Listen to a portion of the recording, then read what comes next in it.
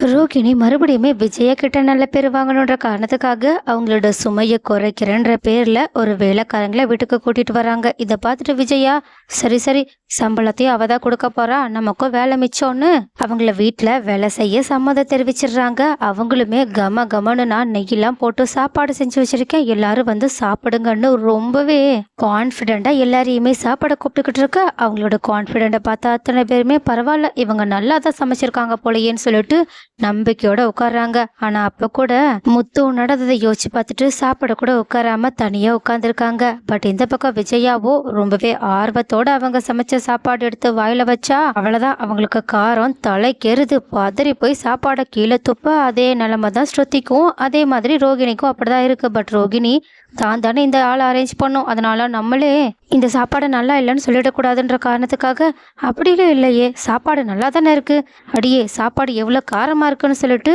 ஸ்ருதி சொன்னதை கேட்காத ரோகிணியை திட்டுன்னு திட்டிட்டு அங்கேருந்து ஓடி போய் தண்ணியை மடக்குன்னு பிடிச்சிக்கிட்டு இருக்காங்க. அதுவும் ஸ்ருதி கிட்ட போட்டுட்டு சண்டை போட்டுட்டு தண்ணியை மாறி மாறி குடிச்சிக்கிட்டு இருக்க.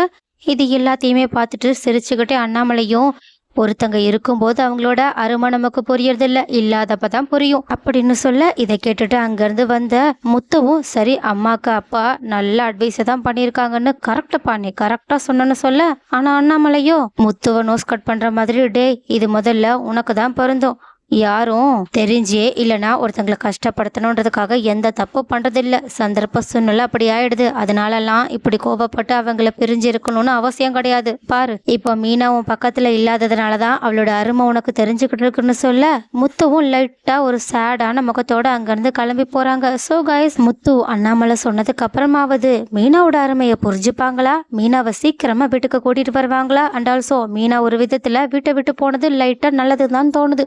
ஏன்னா இப்பயாவது விஜயாவுக்கு மீனாவோட அருமை கொஞ்சம் கொஞ்சமா புரிய வாய்ப்புகள் இருக்கு. பட் விஜயா முழுசா மீனாவோட அருமையை புரிஞ்சுக்க வாய்ப்புகள் இருக்கா இல்லையான்னு நீங்களே கமெண்ட்ல சொல்லுங்க.